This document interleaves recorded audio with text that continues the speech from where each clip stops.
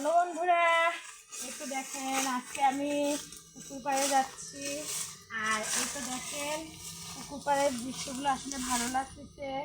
তো দেখেন গ্রামে এরকম পুকুর থাকলে কার না ভালো লাগে। আর ওখানে দেখেন অনেকগুলো শাপলা ফুল হয়েছে, এগুলো এখনও ফোটেনি। তো এগুলো যখন সকাল হয় তখন ফোটে। তো বিকেল হয়েছে আর সবগুলো ফুলই কিন্তু একদম মোড়ায় আছে সুন্দর করে। আর এই দেখেন কতগুলো হাঁস, আর এ পাশে দেখেন কতগুলো কচু গাছ। তো কিন্তু গ্রামে থাকলে এই ধরনের দৃশ্যগুলো খুবই ভালো লাগে।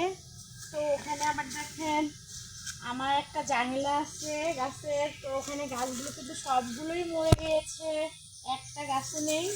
তো এখানে যে একটা গাছ ফেলে আছে, গাছটা ফেলে আসার জন্য মনে হয় কিছুক্ষণ এখানে থাকা যাবে দাঁড়িয়ে। তো ওখানে আবার দেখেন কলা গাছগুলো, তো ওখানে আমার একটা কলা ধরেছিল গাছে, তো সেই কলাগুলোও পড়ে গেছে, তো পুরাটি হয়নি। আর দেখেন মাঝখানে কত হেলেঞ্চা শাক, আর কি আমাদের গ্রামে কিন্তু এই শাকগুলো সচরাচর সবাই খেয়ে থাকে, আমরাও খেয়ে থাকি। তো এখন আমি আপনাদেরকে আরও দেখাবো। দেখেন এই যে এই ঘরটা দেখতে পাচ্ছেন, এই ঘরটা কিন্তু আসলে আমার খালাতো ভাই হয়, তার আসে মানসিক রোগী, এই কারণে সে এখানেই থাকে, সবসময়ই থাকে না, মাঝে মধ্যে থাকে। দেখেন আসলে তার ঘরের অবস্থাটা কীরকম। আর তার বাবাও নেই, মাও নেই, একা থাকে। আর এই দেখেন তার ঘরের পরিবেশটা একদম কীরকম করে রেখেছে। এই তো এখানে থাকবো, দেখেন এখানে কে যেন একদম কাঁঠাল দিয়েছে, আর সেগুলো ওই রকমই আছে। আর দেখেন কত নোংরা করে রাখে, বুঝতেই পারতেছেন সে একদম পাগল। আর এই দেখেন পাগলেরা আর কি যা যা করে ও সেরকম করে করে রাখে। তো এখানেও দেখেন কি অবস্থা। তো আসলে আমাদের পুকুর পাড়ের সঙ্গে ওর ঘরটা। আর এই তো আবারও আসেন, আমার জাংলাটা আপনারা দূর থেকে দেখেছেন, আর কাছে এসে দেখে এখন। আর এখানে কিন্তু দেখেন একটা কলার ছড়ি ধরেছিল, আর সেই কলার ছড়িতে কে যেন কেটে নিয়ে গেছে, গাছটা পড়ে গিয়েছে। তো গাছটা কিন্তু আটকে রাখার জন্য অনেক চেষ্টা করা হয়েছিল, অবশেষে রাখতে পারিনি। তো এখানে বাসটা এরকমই আছে, আর এত পরিমাণ জঙ্গল হয়েছে, আর বৃষ্টির কারণে এগুলো পরিষ্কার করা হয়নি। আর এখানে আমার অনেক গাছ লাগানো ছিল, আর সেই গাছগুলো দেখেন সব মরে গিয়েছে। এটা ছিল চাল কুমড়া গাছ, আর এখানে ছিল পুঁই শাকের গাছ, আর পুঁই শাকের ডালগুলো এখনো মারা যায়নি, তবে পাতাগুলো সব মরে গিয়েছে। আর এই কচুগুলোতে কিন্তু একদম বেশি লতি হয়েছে অনেক, তো এগুলো অবশ্য আমি উঠাবো না। এই তো এখন কিন্তু আমি বাড়িতে চলে যাব।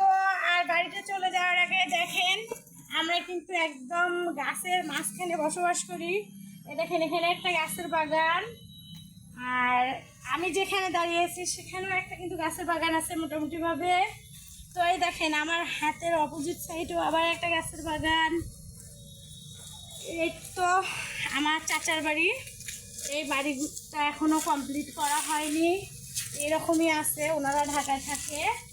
আর ওই দেখেন ওই কলা গাছগুলো বলেন তো কি কলা গাছ, আমরা কিন্তু বলতে পারবো ওগুলো হচ্ছে আটিয়া কলার গাছ আর কি বলে। ওখানে কিন্তু অনেকগুলো কলাও ধরেছে।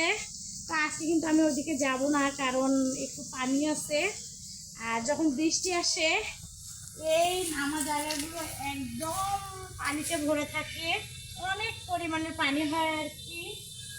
আর পানি হলে তো এই পাশে আসলে যাওয়া আসা করা যায় না, এখন পানিগুলো সব শুকিয়ে গেছে। তো মোটামুটিভাবে আমাদের কিন্তু বাড়ির চারপাশে অনেকগুলো বাগান আছে, আর বাগান থাকলে হয়তো বা বাড়িগুলো কিন্তু অনেক ঠান্ডা থাকে।